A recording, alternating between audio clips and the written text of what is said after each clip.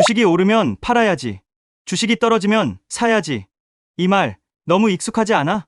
주식 처음 시작하면 누가 옆에서 가르쳐 준 것도 아닌데 이 말부터 머릿속에 딱 자리 잡잖아. 이론으로만 보면 완벽해 보여. 싸게 사서 비싸게 팔면 끝이니까. 솔직히 이거보다 쉬운 게임이 어디 있어. 근데 말이야. 이게 실제로 되던가? 한 번만 솔직해져 보자. 우리가 이걸 몰라서 못하는 걸까? 아니면 알면서도 못하는 걸까? 첫 번째, 오르면 팔아야지. 근데 왜 손이 안 나갈까? 주식 살 때는 다들 마음가짐이 꽤 단단해. 진짜로. 이번엔 10%만 먹고 나올 거야. 욕심 안 부릴 거야. 원칙대로만 할 거야. 이때까지만 해도 우리는 스스로를 꽤 이성적인 사람이라고 생각하지. 계획도 있고, 기준도 있고, 이번엔 진짜 다를 것 같고. 근데 주가가 오르기 시작하면 분위기가 슬슬 바뀌기 시작해. 5% 상승. 오? 생각보다 괜찮은데? 10% 상승. 이 기업, 내가 잘 본 것 같지 않아? 15% 상승. 아직 팔기엔 좀 아깝지 않나? 20% 상승. 이거 이제 시작 아니야? 이쯤 되면 머릿속 역할이 바뀐다. 처음엔 계획을 지키는 사람이었는데 어느 순간부터 미래를 맞추려는 사람이 된다. 뉴스를 보면 이상하게 좋은 기사만 눈에 들어오고 유튜브를 켜면 호재 영상만 계속 나온다. 전문가도 더 간단해. 기관이 산대. 이번엔 진짜 다르대. 이런 말들이 마치 내 판단을 증명해주는 것처럼 느껴진다. 그리고 그 순간 이상한 일이 하나 생긴다. 팔 이유가 없어진다. 원래는 팔려고 샀던 주식인데 말이야. 문제는 항상 그 다음에 나온다. 주가가 살짝 흔들리기 시작하면 우리는 팔지 않는다. 조정겠지. 잠깐 쉬는 거겠지. 다시 올라가겠지. 근데 조정은 생각보다 길고 주가는 생각보다 더 깊게 빠진다. 20%였던 수익이 10%가 되고 5%가 되고 어느 순간 0% 근처까지 와 있다. 그리고 그때 머릿속에서 이 말이 튀어나온다. 본전만 오면 팔아야지. 이 순간부터는 투자라기보다는 그냥 버티기다. 솔직히 말하면 희망회로 돌리는 거지. 두 번째, 떨어지면 사야지. 근데 왜 버튼을 못 누를까? 이번엔 반대 상황을 보자. 주식이 떨어지면 사야지. 이 말도 틀린 말은 아니야. 진짜로 맞는 말이야. 근데 현실에서는 왜 이렇게 손이 안 나갈까? 주가가 떨어지기 시작하면 세상이 갑자기 무서워진다. 어제까지만 해도 괜찮아 보이던 기업이 오늘은 뭔가 문제 있는 기업처럼 보인다. 뉴스 제목도 확 달라진다. 경기 침체 우려, 금리 불확실성 확대, 실적 둔화 가능성, 투자 심리 급냉. 주가가 마이너스 10% 빠지면 아직 비싼 거 아니야? 마이너스 20% 빠지면 이거 생각보다 심각한데 마이너스 30%까지 가면 이 회사 괜찮은 거 맞아? 그리고 우리는 이렇게 말한다. 조금만 더 떨어지면 사야지. 바닥 확인하고 들어가야지. 근데 여기서 진짜 중요한 사실 하나. 바닥에서는 거의 아무도 안 산다. 왜냐면 바닥은 항상 공포가 제일 클 때 오거든. 주변 사람들은 다 안 좋다고 하고 뉴스는 매일 위기 얘기뿐이고 계좌는 시퍼렇게 변해 있고 내가 들고 있는 주식은 나만 바보 된 것처럼 느껴진다. 이 상황에서 침착하게 매수 버튼 누를 수 있을까? 솔직히 말해서 거의 없다. 그래서 결과는 늘 비슷하다. 조금 오르기 시작하면 이제 반등 나오나? 그제서야 들어간다. 그리고 그 지점이 대부분 단기 고점이다.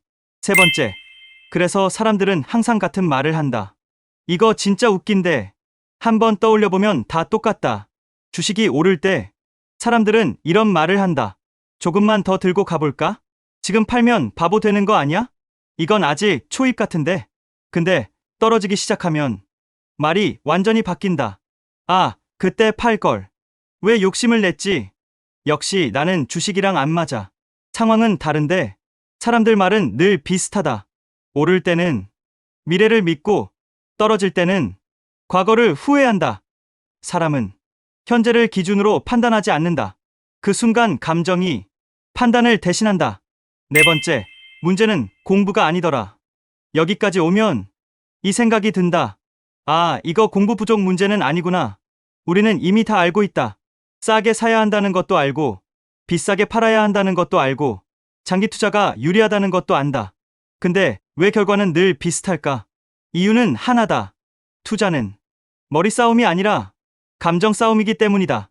오를 때는 욕심이 손을 잡고 있고 떨어질 때는 두려움이 손을 잡고 있다.